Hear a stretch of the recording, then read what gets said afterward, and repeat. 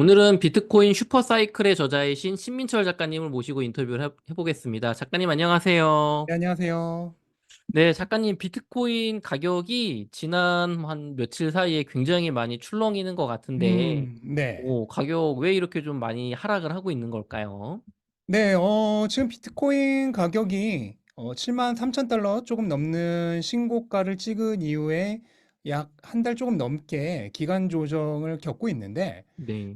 출렁인다고 하지만 사실 음, 그렇게 많이 출렁이는 것도 아니에요. 지금 음, 보시면은 최고가 대비해서 네, 현재 가격이 한 17% 정도 음, 하락한 정도거든요. 네, 뭐 이거는 그렇게 크게 하락한 것은 아닌데, 일단은 보시면은 지금 올해 시작할 때 가격이 한 4만 달러 초반이었어요. 네, 4만 달러 초반에서 7만 3천 달러까지니까 거의 8, 90%가 3개월도 안 되는 기간 동안 올라온 거죠. 한 70일 그렇죠. 정도 만에. 음, 그러면은 당연한 얘기겠지만 어떤 것의 가격이 이렇게 계속해서 오르기만 할 수는 없잖아요. 지금 네, 보시면은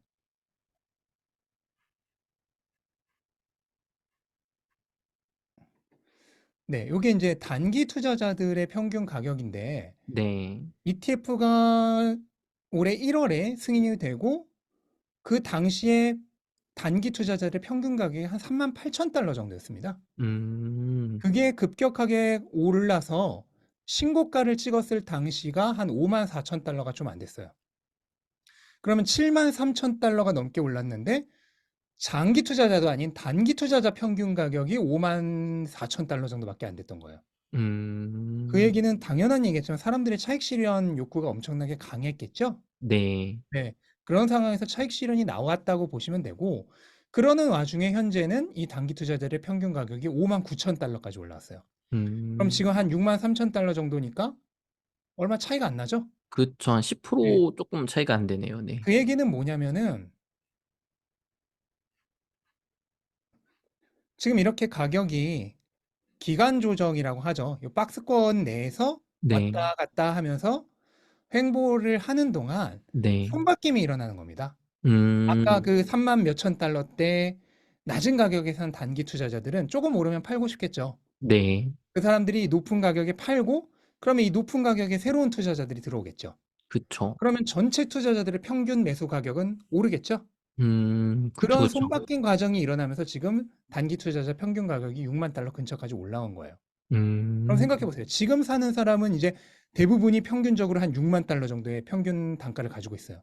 그럼 네. 이런 사람들이 뭐 6만 7, 8천 됐다고 팔까요? 물론 그럼, 10%만 뭐 원하는 음, 사람도 있겠지만 대부분은 뭐 10% 먹으려고 이 가격에 들어오진 않았겠죠. 그쵸.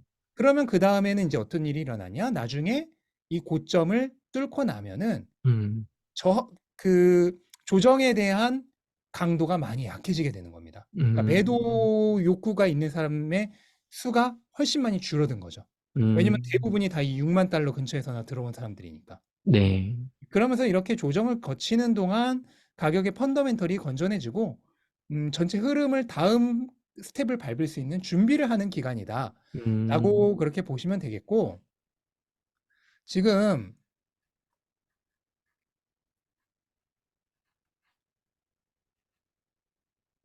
네, 이 전고점 근처에서의 저항은 사실 네. 전혀 특이한 현상이 아니고요. 네. 지지난 사이클인데 보시면 전고점 한번 뚫었다가 내려왔다가 다시 뚫었다가 결국 내려와서 한참 조정을 겪고 난 이후에나 올랐어요. 이때 음, 조정폭이 30%였고요. 어, 그다음에 여기 한번 더 뚫었다가 내려온 이후부터 원래 이 전고점을 뚫기까지 걸린 시간이 45일, 한 달 반이었습니다.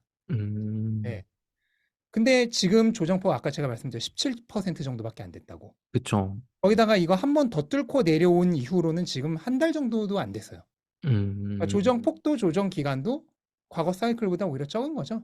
아까 보시면 그렇죠. 아시겠지만 가격이 박스권을 형성하고 있는 기간 조정이었잖아요. 네. 근데 이거는 지금 보시면은 기간 조정이 아니라 명백하게 가격 조정이죠. 그렇죠. 하락이 네. 좀 명확해 보이네요. 네.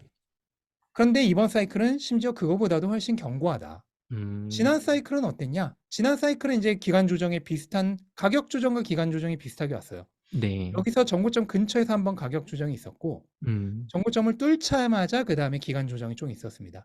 그쵸. 이때도 두 번째 뚫고 나서 다시 돌아와서 한 22일 정도. 네. 지금보다 쪼금 짧고 그다음에 하락폭은 18%로 지금이랑 비슷했어요. 음.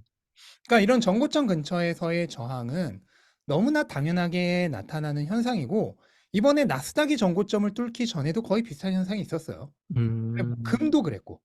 그러니까 네. 모든 자산이 원래 전고점 근처에서는 저항이 굉장히 많이 일어난다. 그다음 차익 실현 음. 물량도 많이 나온다라고 생각을 하시면 되겠어요. 전혀 특이한 현상이 아니고 음. 이번 사이클 4차 사이클에서만 이게 음. 전부 제가 20% 넘는 조정만 표시한 거거든요. 네. 20% 넘는 조정이 벌써 4번이나 있었습니다. 근데 음. 이번에 18%도 안 된다 그랬죠. 그쵸. 그러니까 이번 사이클에 있었던 4번의 20% 넘는 조정만큼도 안 되는 거예요.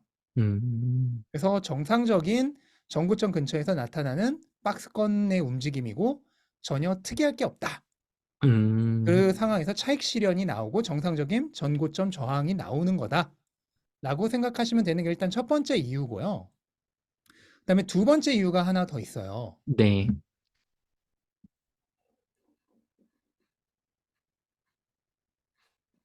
뭐냐면 지금 금리 전망치가 굉장히 네. 많이 올랐습니다. 연초보다. 음. 연초에 6월부터 금리 인하 또는 심지어는 5월부터 금리 인하를 예상했었죠. 그다음에 네. 연말까지 한 4-5 번의 금리 인하를 예상했었어요.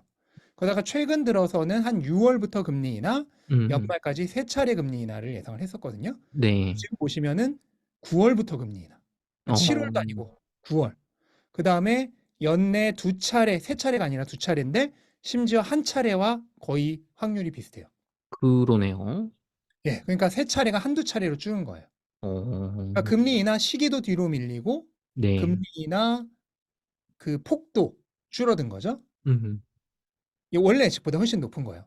이게 왜 그러냐면 경기 네. 지표가 다 너무 강하게 나와서 그렇습니다. 어. 이게 지금 근원 CPI인데요. 근원 네. CPI가 지난달에 3월에 3.8%가 나왔는데 네. 보시면 그 전달 3.87, 그 음. 전달 4.02, 그 전달 4.14.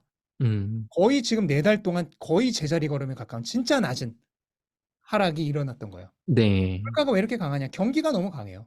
고용이 음. 지금 계속해서 실업률이 더 낮아졌죠, 이번 달에. 3.7%였나? 네. 3.8%였나? 어 3.8 번? 네. 네. 하여간 더 낮아졌죠, 저는 지난달보다. 네. 실업률이 높아져도 모자를 판에 더 음. 낮아지고 고용이 너무 강하고 GDP도 예측보다 강했죠. 네. 그 경기와 고용이 너무 강하다 보니까 경기와 고용이 강하다는 건 뭔 말인가요? 소비자들이 돈을 잘 벌고 잘 쓴다는 얘기죠. 그쵸. 잘 벌고 잘 쓰는데 물가가 내려가기 쉬울까요? 안 되죠. 어렵겠죠. 예. 물가가 잘 뜨거운데. 안 내려가죠. 음. 그래서 물가가 지금 잘 안 내려가고 심지어 고용도 강하고 경기도 강하다. 근데 음. 연준의 양대의 목표가 있어요. 그게 뭐냐면 하나는 고용 안정이고 하나는 물가 안정입니다. 네. 근데 지금 고용은 너무 안정돼 있어. 음. 그런 상황에서 물가는 심지어 높아. 그러면은 금리를 내릴 명분 자체가 없죠. 그렇죠. 네. 그러면서 금리 전망치가 이렇게 높아지고 있는 게 지금 시장을 압박하고 있는 요인이 되고 있어요. 왜냐면 음. 금리 인하가 되면서 유동성 확장을 기대했었는데 네. 긴축 기조가 계속되고 있으니까. 그쵸. 그다음에 이제 마지막으로 하나 더 이유가 있는데 뭐 다 아시겠지만 중동 분쟁입니다. 음. 중동에서 이란과 이스라엘이 거의 전쟁 위기에 있죠. 그쵸. 말로는 뭐 "전면전 안 한다. 확전 원치 않아." 이러고 있는데 뭐 이란 이스라엘 입장에서는 뭐 지가 때려 놓고 갑자기 "우리 그만하자." 이런 거잖아요. 그쵸.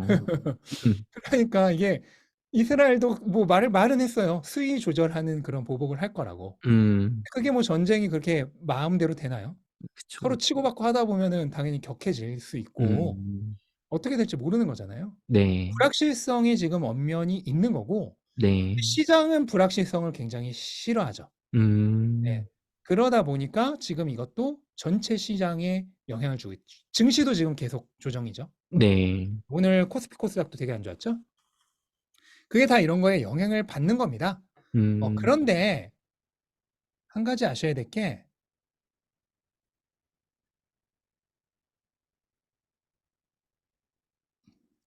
이 지정학적 이슈는요. 네. 기본적으로 단기성 노이즈예요.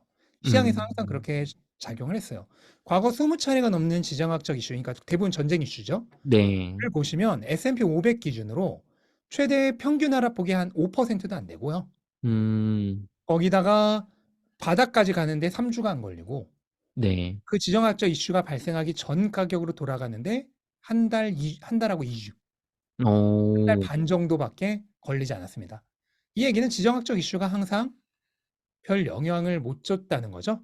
네. 음, 심지어 지난 이스라엘과 하마스 팔레스타인 분쟁 때도 S&P가 10월 7일 기준으로 이후로 한 6% 정도밖에 안 떨어졌고요. 음, 그때 가격은 지금은 뭐 다 돌아가지 않는 과거의 가격이 돼 버렸죠. 네. 비트코인도 비슷했어요.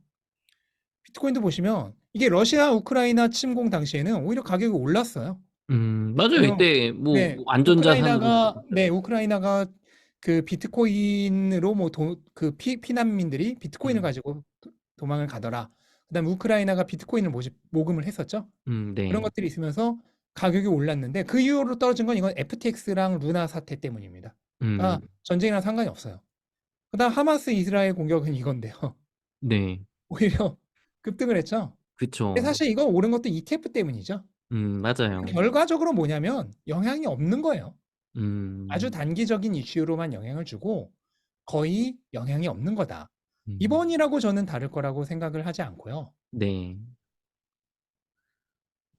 지금 그거보다 오히려 더 문제가 되고 있는 거는 이제 유가죠. 유가가 음, 아무래도 중동 쪽에서 일어나는 전쟁이다 보니까 그쵸. 유가가 많이 오를 수 있다. 근데 사실 이것도 뭐 새로운 얘기가 아니에요. 이게 그 이스라엘 팔레스타인 분쟁 때거든요. 네.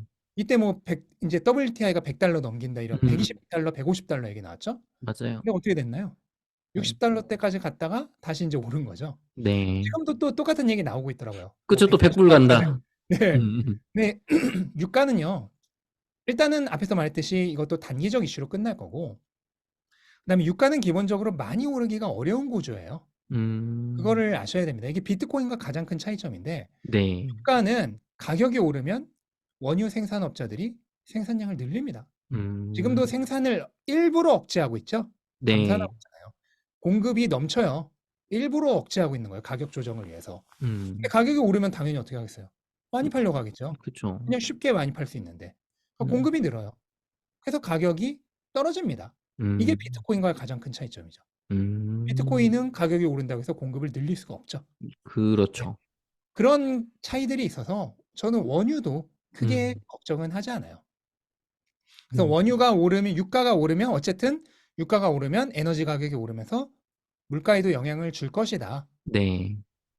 물가에도 영향을 줄 것이다 하는 게 지금 이제 시장 걱정 중에 하나인 거고 이런 네. 것들이 종합적으로 작용을 해서 지금 가격이 좀 안 좋은 거다라고 생각을 하시면 되겠는데 음, 너무 지금 실망하실 필요는 없다고 생각을 해요. 왜냐면 네. 지금 잠시만요.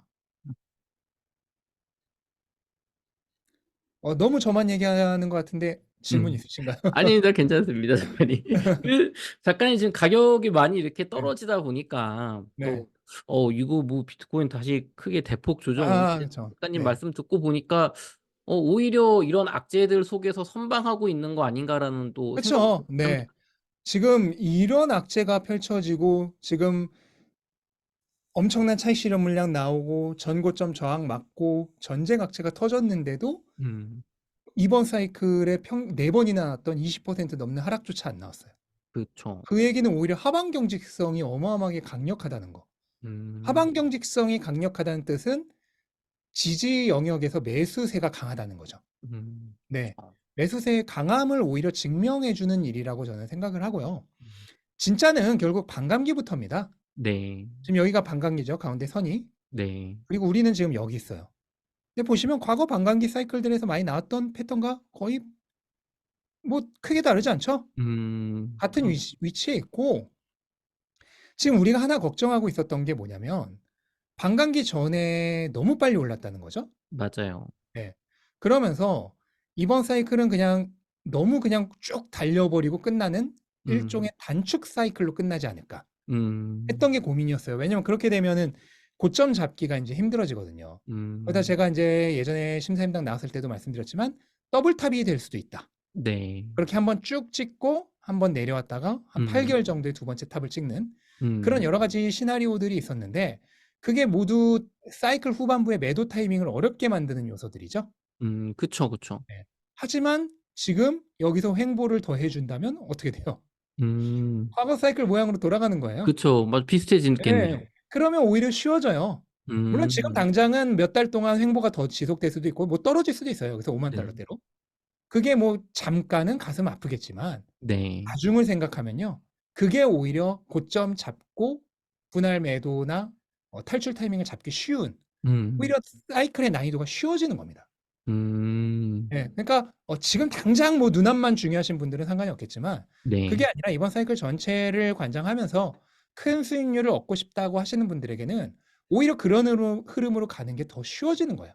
음, 난이도가. 음. 난이도가 내려가는 겁니다. 아, 그래서 지금 잠깐만 견디면은 차익 실현도 충분히 나오면서 손바뀜이 많이 일어나고 음, 가격 건전성, 펀더멘털도 올라가면서 사이클 난이도도 오히려 더 단순해진다. 음, 음. 그러니까 전혀 나쁜 게 아닌 거죠. 지금 상황이 더 좋다고 보시는 거네요. 수익 실현 그렇죠? 측면에서는.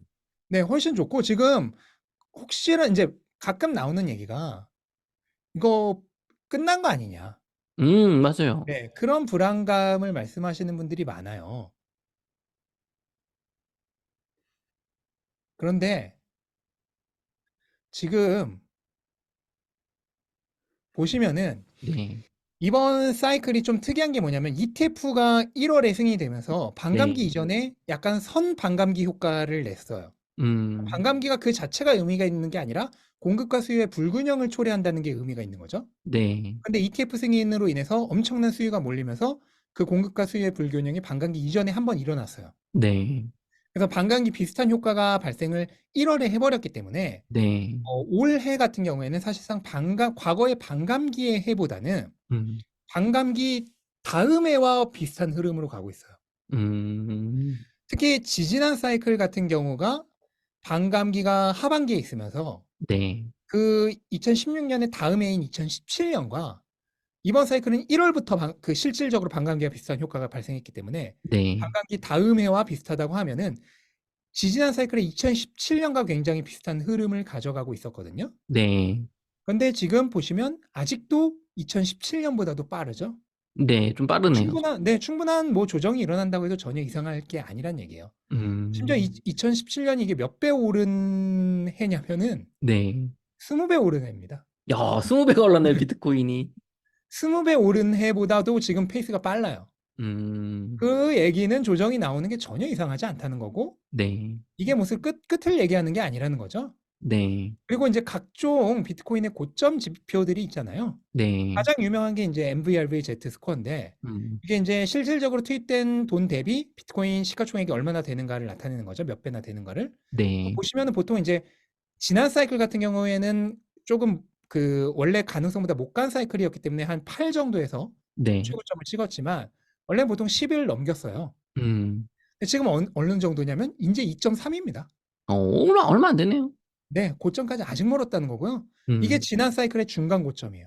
음, 지난 사이클의 중간 고점과 지금이 거의 비슷합니다. 그 음, 얘기는 지금이 그냥 중간 고점 정도의 느낌이다. 지난 음, 사이클 정도라고 보시면은 되는 거죠. 네, 그럼 왜 그렇게 그런 현상이 일어났냐면 두 가지 이유가 있는데 하나는 지난 사이클이 제가 늘 강조하지만 고점이 원래 갈 거보다 못 갔다. 그렇죠. 중국의 채굴 금지, 음, 그다음에 FTX의 사기.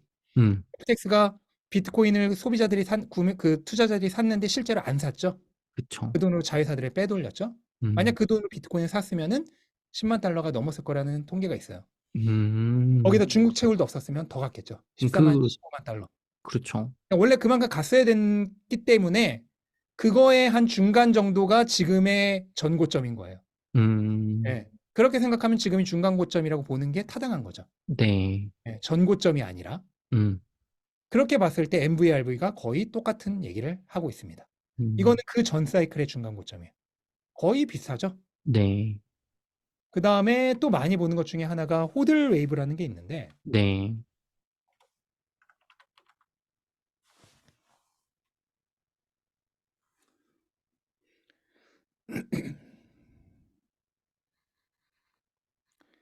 네, 이게 뭐냐면 이게 요 가운데 이렇게 올라가시는 빨간색 부분 보이시나요? 여기까지 올라. 네네. 요게 올라갈수록 단기 투자자가 많이 붙은 거를 얘기하는 겁니다. 음, 그럼 단기 투자자가 많이 붙었다는 거는 장기 투자자가 팔고 음, 넘겼다는 거죠. 그쵸. 그래서 그게 고점 신호 중에 하나로 보입니다.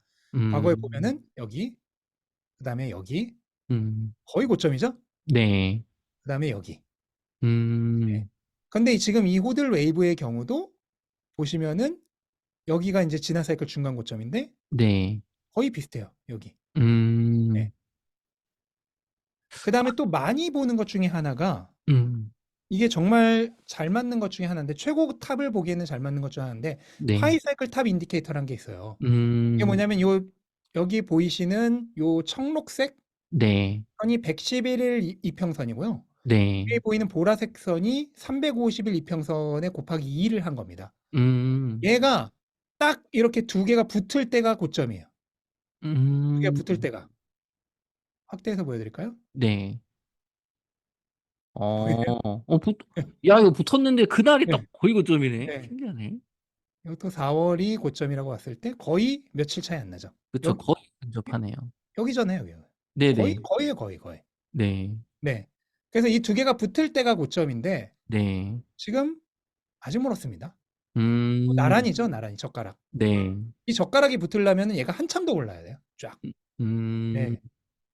그러니까 모든 지금 신호가 고점과는 아직 멀었다. 아직 멀었다. 네, 아직 나타내고 있는 거고. 그러니까 정상적인 사이클 지금 속도라는 거예요. 네. 사이클이 정상적으로 진행되고 있다는 거예요. 음, 네. 그리고 지금 다들 아시겠지만 반감기가 다가오면서 채굴자들이 열심히 채굴기를 돌리겠죠. 네.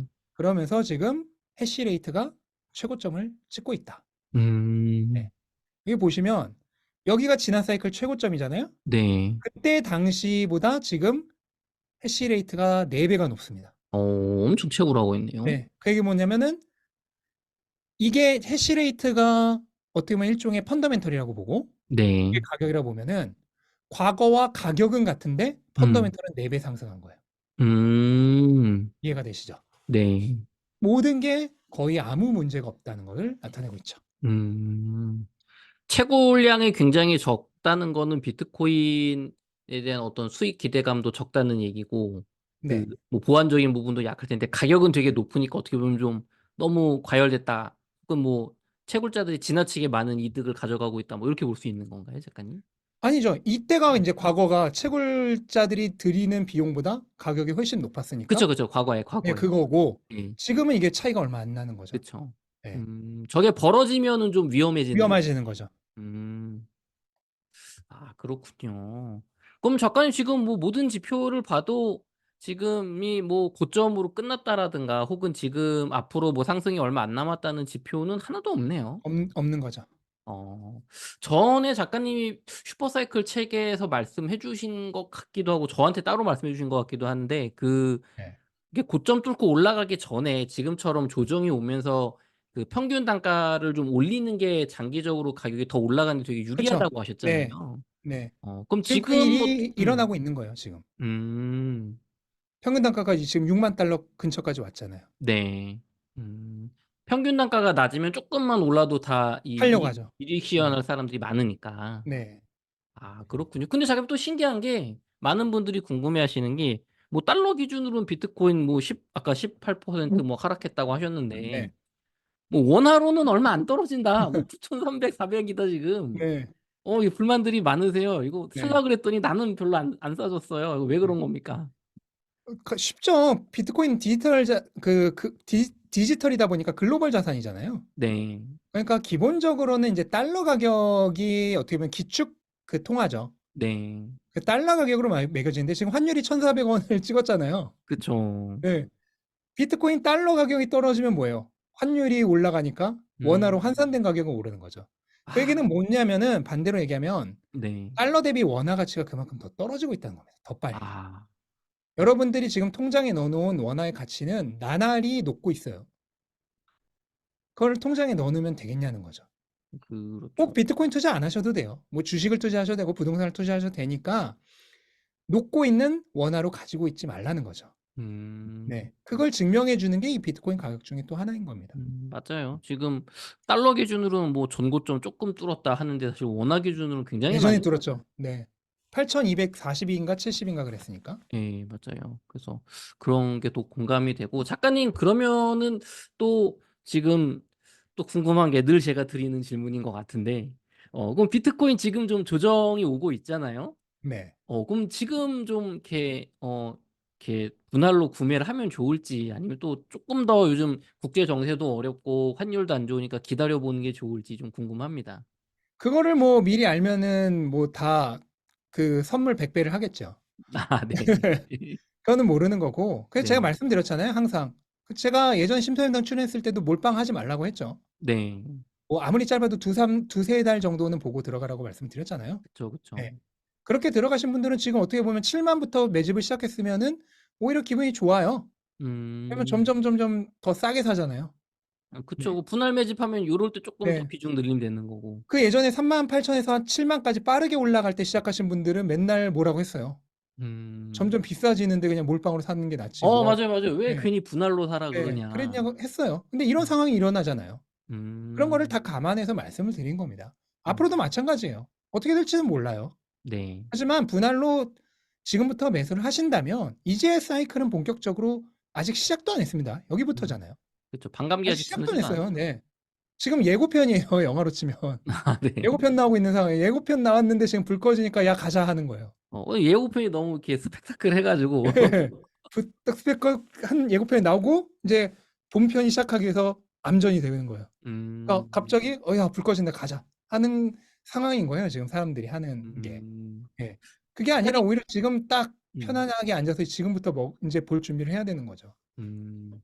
작가님 그러면 좀 글로벌한 위기가 좀 더 증폭이 되고 지금 미국이 금리 인하가 아니라 인하 시기를 늦췄는데 요즘 경제 보면은 금리 인하가 아니라 인상 나올 수도 있다 뭐 그런 얘기도 있거든요. 그럴 가능성은 저는 개인적으로 아주 낮다고 봅니다.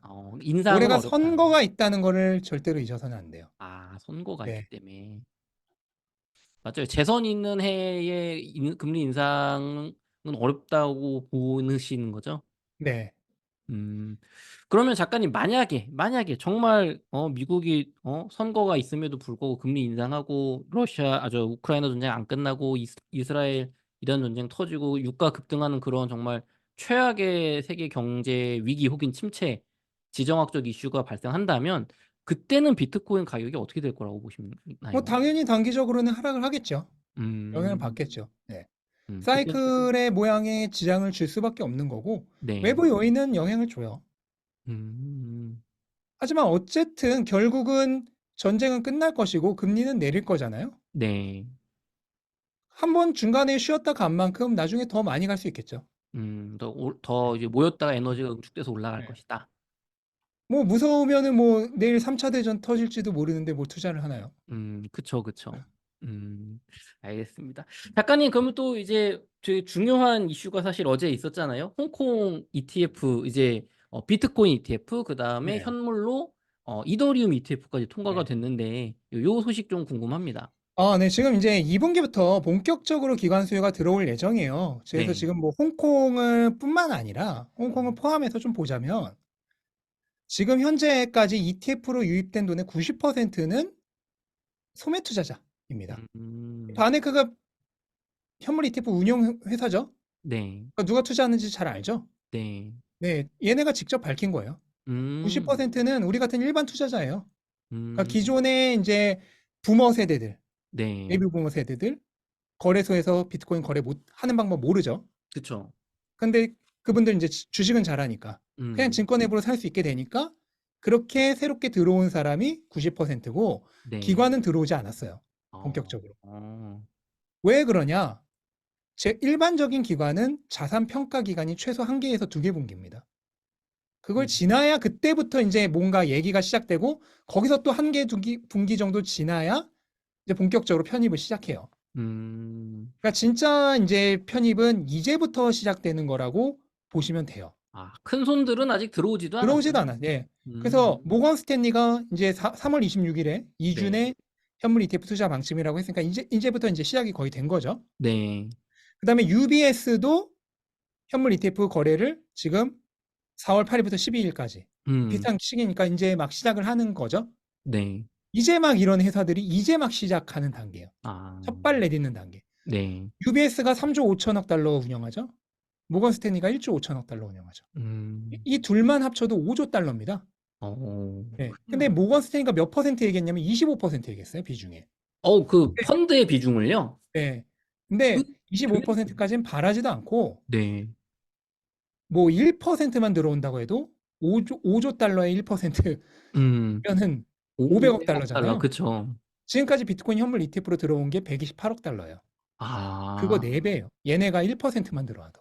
아, 진짜 네. 소매 투자자들이 들어왔다는 게 지금 여기서 그러니까 좀 지금까지 느껴지네요. 들어온 거는 잔돈들이에요, 잔돈들. 음. 이제 푼돈들 들어온 거고 어. 진짜는 이제부터 들어오기 시작하는 건 겁니다. 네. 지금 128억 달러 들어왔는데 가격이 거의 2배가 올랐어요. 500억 달러가 들어오면 어떻게 될까? 얘네만 들어오는 게 아니죠, 당연히. 지금 뭐 여러 이제 이런 회사들은 이제 조금 그 등급이 낮은 회사들인데 음. 이런 애들도 이제 지금 피델리티 현물 ETF 보유하고 있죠. 음. 투자를 시작하고 있는 거예요. 거기다 독일 최대 연방은행도 암호화폐 스탁 서비스를 한다. 이거는 어. 뭐냐면 지금 우리 그 금 통장 아시죠? 네. 은행 가서 금 통장 만들어서 거기서 금 살 수 있잖아요. 맞아요. 그런 암호화폐 통장 서비스를 한다는 거예요. 어. 그러면 은행 가서 암호화폐 통장 만들고 거기서 비트코인 사면은 얘네 은행이 알아서 사서 보관까지 해주는 거예요. 금 음. 통장처럼. 이게 왜 접근성이 필요할까요? 좋네요. 이거 왜 그 은행밖에 모르시는 분들 심지어 지금 현물 ETF라고 하는데 음. 주식 앱도 안 쓰시는 분들 많거든요. 그쵸. 특히 어르신들. 음. 그런 분들은 은행 가서 뭐 하지 않으면 못 해요. 그쵸. 그 직원을 통해서 해야 되는 네, 거죠. 직원은 심지어 직원 통해서 해야 돼요. 음. 그런 분들도 이런 서비스가 시작되면은 투자가 가능해지는 거죠. 아. 현물 ETF조차 어려우신 분들. 음. 네. 그리고 여기에는 이제 기관과 기업들이 메인이죠. 네. 기관 및 기업 고객. 진짜는. 이것도 음. 마찬가지로 푼돈이 목적이 아니에요. 음음. 진짜는 기관 및 기업 고객이에요.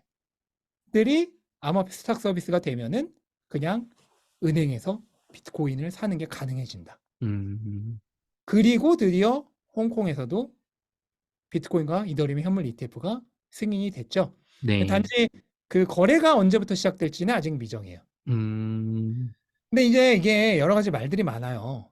어. 일단은 뭐 중국 본토 투자자는 구매가 불가능하다. 이게 우 음. 블록체인이라고 하는 이제 중국계 전문 매체에서 얘기를 한 건데 네. 일단 사실로 보여요. 중국 본토에서 음. 직접적인 투자는 안 되는. 그러니까 우리가 음. 지금 한국에서 미국 현물 ETF 못 쓰는 것처럼.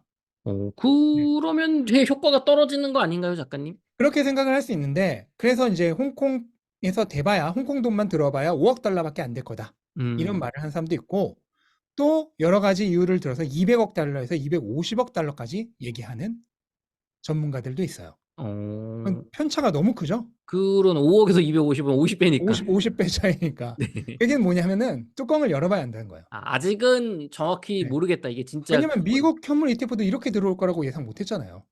그렇죠, 그렇죠. 그러니까 그거랑 똑같이 이거는 아무도 지금 예상을 그러니까 이 금액 자체는 그냥 무시하셔도 돼요. 음. 어차피 모른다는 거예요, 결과가.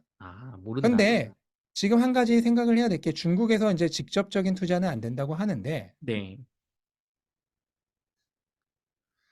홍콩 은행으로 오픈런 하는 중국인들. 이게 뭐냐면 은행 계좌를 홍콩에서 개설하는 게 가능해요, 중국인들이. 그리고 그래요? 기업도 마찬가지고. 그러면 그러면 뭐겠어요? 중 중국 본토에서 중국 계좌로만 안 되는 거예요. 아. 홍콩에서 계좌 트면 돼요. 그 물론 이거 하려면 굉장히 귀찮죠. 개인 같은 경우에 특히. 그쵸. 기업이야 상관없는데 어차피 이거를 뭐 하는 뭐 우리가 푼돈 뭐 콜라 살 돈으로 이거 사실 분들 하는 게 목적이 아니잖아요. 네. 네, 진짜 큰 손들이 목적이잖아요. 네네. 그 사람들은 당연히 비트코인 살려고 하면은 홍콩에서 계좌를 개설해서 투자를 하겠죠. 음. 네. 그쵸. 중요한 거는 부자들과 기업들의 기관들의 수요잖아요. 네. 네. 맞아요.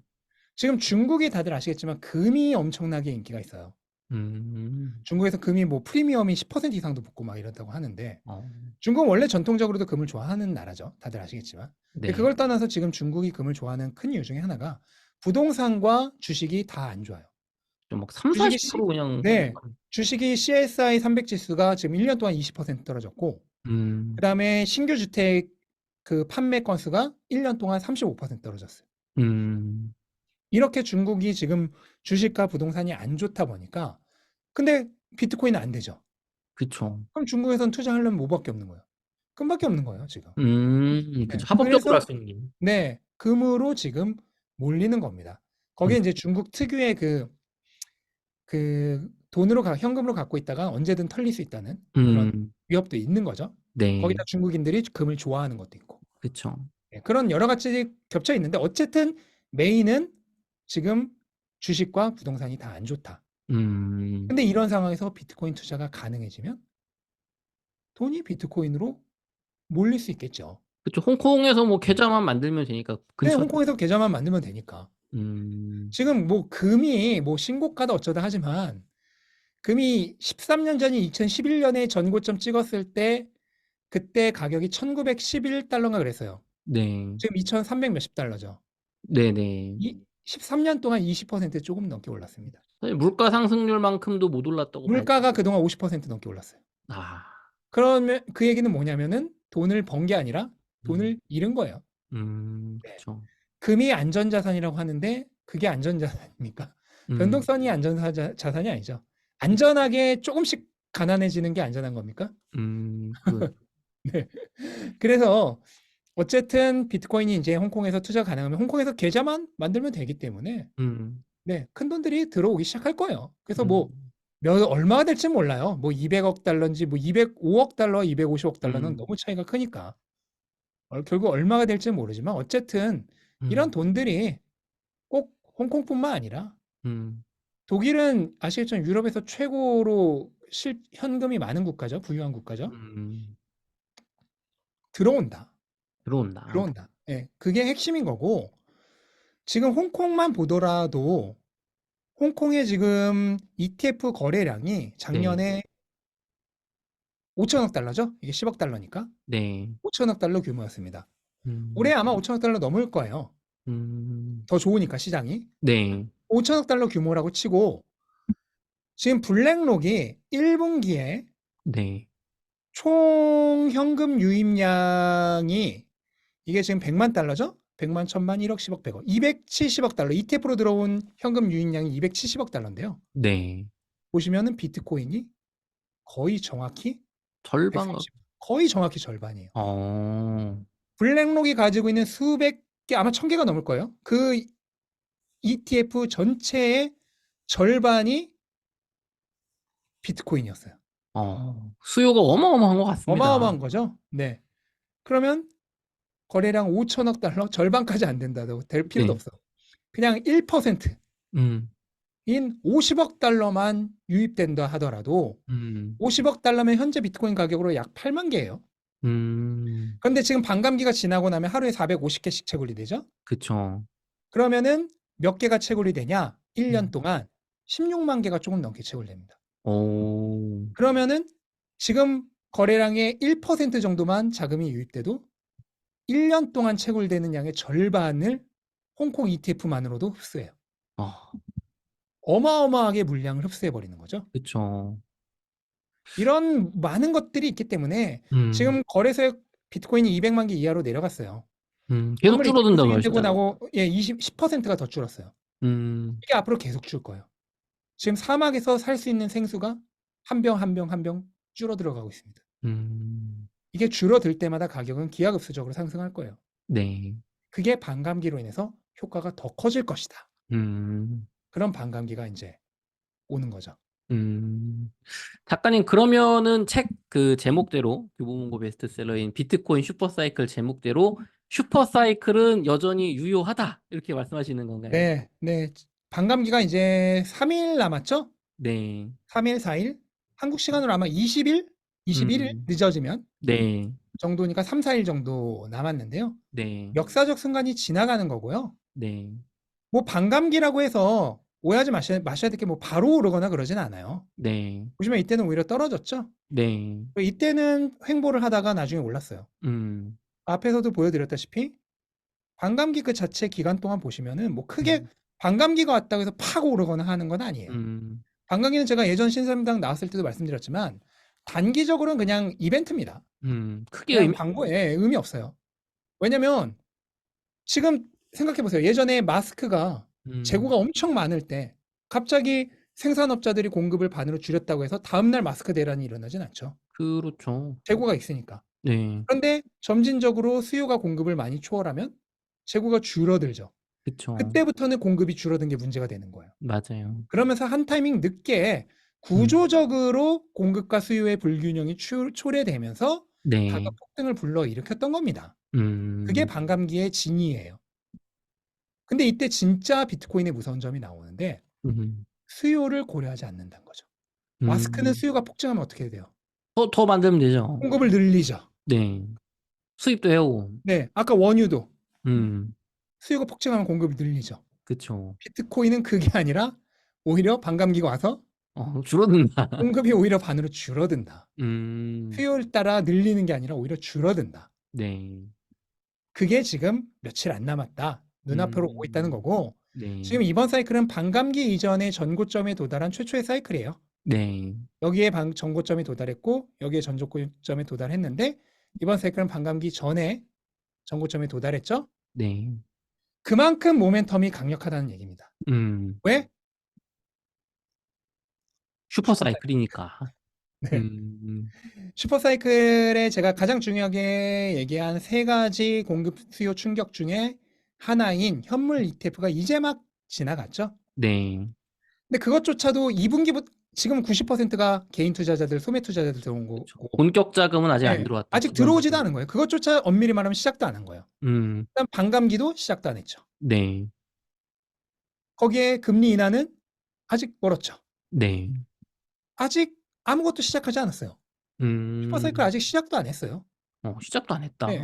이제 지금 쇼가 펼쳐지려고 하는데 잠깐 기다리는 시간, 잠깐 암전됐을 때 음. 불평불만을 할 게 아니란 거죠. 네. 음. 오히려 즐거움거리가 이제부터 시작된 거예요. 남겨둔 거예요. 금리 음. 인하 계속 늦어지면 어떻게 하냐? 상관없어요. 어차피 인하가 된다는 게 중요한 겁니다. 향후. 네. 오히려 즐거움거리를 남겨두는 거죠. 네. 이게 너무 빨리 소진돼 버리면은 네. 오히려 맛있는 음식 너무 빨리 다 먼저 먹어버린 거예요. 음. 좀 맛있는 거 남겨두는 것도 더 좋죠. 그쵸, 그쵸. 나중에 올 총알이 떨어졌을 때 총알 음. 보충하는 게 금리 인하가 될 수 있습니다. 음.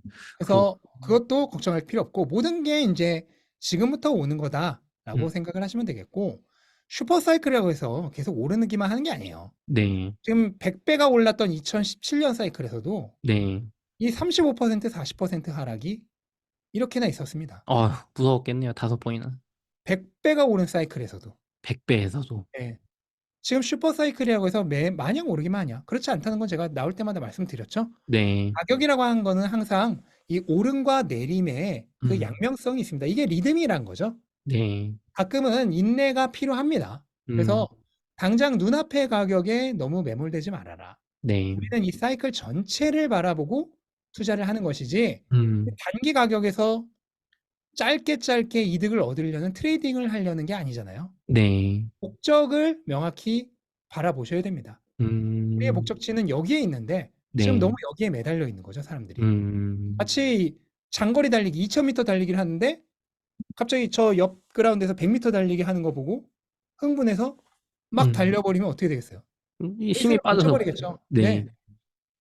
나의 목표를 분명하게 다시 상기해야 될 필요가 있습니다. 음. 그래서 이제 반감기가 오고 반감기는 현물 ETF 이후 2차 충격제가 될 거예요. 공급 네. 쇼크를 일으키죠. 그래서 이런 초강력 수요 공급의 붕괴 요소들, 현물 ETF, 반감기, 금리 인하 이것들이 서로 시너지 효과를 일으키면서 엄청난 상승 효과를 이제부터 만들어낼 것이다. 그게 슈퍼 사이클이다. 슈퍼 사이클이다. 네. 이번 사이클은 어떻게 보면 좀 못난이 사이클이었던 음. 지난 사이클보다 전혀 못할 게 없다라고 생각을 합니다. 지난 음. 사이클의 반감기 이후에 8배 올랐어요. 음. 700%면 8배죠? 그쵸. 100%가 2배니까 8배 올랐어요. 시가총액이 더 커졌지만 못할 게 전혀 없습니다. 지난번 사이클은 못난이었고 이번에는 슈퍼 사이클이니까. 그러면 지난번보다 사이클이 강력하다. 네. 그러면 만약에 반감기 한 65,000달러로 지났어. 그럼 네. 8배면 어떻게 돼요? 52만 달러? 50만 불 넘어가요. 네. 그죠? 못할 게 그게 충분히 가능하다라고 저는 생각을 하고 있고 음, 말씀드리고 있는 거예요. 물론 몇 음, 배까지 오를지는 몰라요. 음, 근데 이번 사이클의 가능성을 너무 낮게 볼 필요는 없다는 거죠. 음, 충분히 보면 되고 어차피 우리는 지금 그 몇 배 오른 그걸로 나중에 매도 타이밍을 잡지 않아요. 음. 고점 지표 등을 보면서 매도 타이밍을 잡는 거기 때문에 네. 꿈은 크게 갔대. 나중에 이제 현실은 분명히 보는 거죠. 그쵸. 네. 지표들이 다들 네. 너무 이제 고점 왔다는 예, 지표. 그러면은 이제 제가 말씀을 드릴 거예요. 예. 음, 그런 것들을 보면서 하는 거고, 음, 다만 꿈조차도 낮게 갖지는 말아라. 꿈은 음, 크게 가지면 되고, 나중에 현실을 보고 판단을 하면 되는 거다. 음. 네, 그런 작가님, 거를 말씀드리고 네. 싶습니다. 네. 그러면은 비트코인 슈퍼사이클 인생에 다시 없을 혁명적 부액의 책을 네. 지금 아직 접하지 못한 시청자분들이 지금 아, 서점에 가서 읽고 공부하고 뭐 한 달 정도 공부하고 비트코인 투자해도 그 폭등하는 수익을 얻기에 늦지는 않았을까요? 지금 뭐 최적의 타이밍이죠. 네.